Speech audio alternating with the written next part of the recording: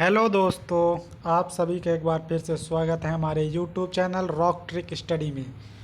तो आज हम प्रश्न लेकर आए हैं सीआई का, जिसमें हमारा समय रहेगा फ्रैक्शन में, अर्थात 2 वर्ष 3 वर्ष ना रह करके 2 सही 1/2 वर्ष, 3 सही 1/2 वर्ष या 1 सही 1/2 वर्ष, इस तरह में समय रहेगा। तो चलिए, हम जब इस तरह का समय दिया हो तो क्वेश्चन को कैसे सॉल्व करेंगे देखते हैं इस प्रश्न में। ठीक है, तो जो हमने आज प्रश्न लिया है, ये प्रश्न है किसी निश्चित राशि पर 10% प्रतिवर्ष चक्रवृद्धि ब्याज की दर से 2 सही 1/2 वर्षों का चक्रवृद्धि ब्याज 1623 रुपये है। यह राशि कितनी है? ठीक है, ये ज्ञात करना है इसका मूलधन। तो चलिए हम इसको सॉल्व करते हैं। यहाँ पर हमें 10% दिया है, तो 10% की जो फ्रैक्शन वैल्यू होती है उसको वो हमें याद होनी चाहिए।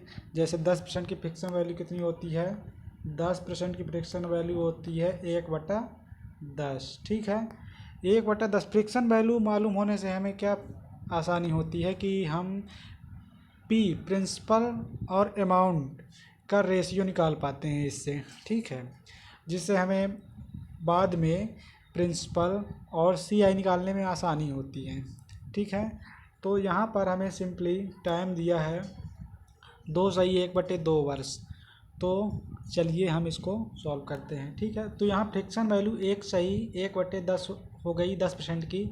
तो ये हमारा जो होता है ये पी होता है, ये हमारी होती है सी आई। ठीक है, ये हमारी होती है सी आई। तो अगर हम पी रुपए का निवेश करते हैं, पी यानी कि 10 यूनिट निवेश करते हैं, तो हमें 1 रुपये की ब्याज मिलती है, ऐसा मान के चलना है। तो 1 रुपये की ब्याज मिलेगी तो हमारा अमाउंट कितना हो जाएगा? 11 हो जाएगा। ऐसा कितनी बार हो रहा? 2 वर्ष हो रहा। ये हम इसको 2 बार लिख देंगे। ठीक है, अब बचा है अपना 1/2 वर्ष का, कि 1/2 वर्ष में हमें कितनी ब्याज मिलेगी, कितना हमारा प्रिंसिपल होगा और कितनी अमाउंट हो जाएगी 1/2 वर्ष में।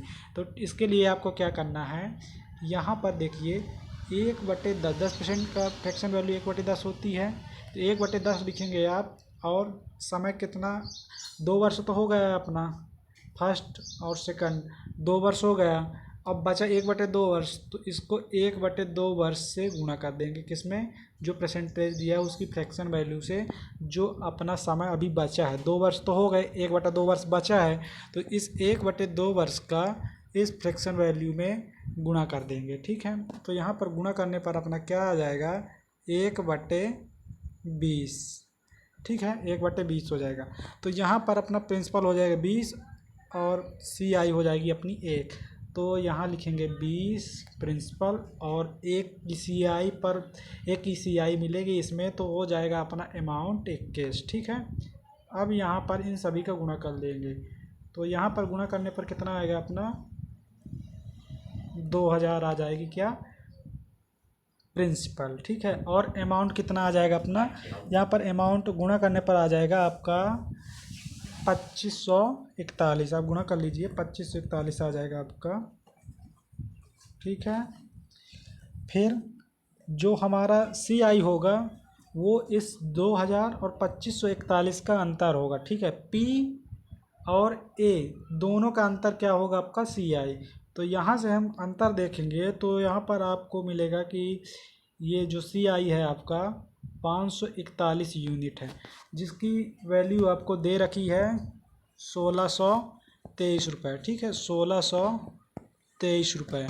आप 541 से 1623 को काटेंगे तो ये 3 बार में पूरी तरह से कट जाएगा, अर्थात 1 यूनिट बराबर आपका आ जाएगा 3। ठीक है, 1 यूनिट बराबर आपका आ जाएगा 3।